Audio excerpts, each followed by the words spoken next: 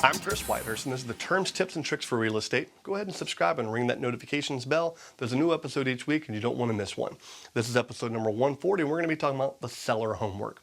It's part 2 in a 12-part series on listing your home for sale. The spring market is right around the corner, and this series is going to give you all the info you need to be ready for that spring market. I'm a teacher at heart, and one of the reasons I do this series. What kind of teacher would I be if I didn't assign a little bit of homework? Seller homework is a sheet that I give you that helps you, that gets you to answer some basic questions about the home and officially begins the listing process for me. The form is going to guide you by asking you some basic questions about things you know about your home.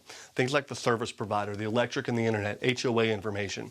It's also going to give you the opportunity to tell me about special amenities of your home that potential buyers would want to know.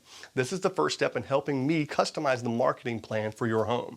Part of the packet also includes the required seller disclosures, and that's what we're going to be talking about in the next couple of episodes. If you like these videos, check them out over at my website at chriswhitehurst.com. And of course, I'm on social media sites like Facebook and YouTube. Until next time, I'm Chris Whitehurst. Welcome home.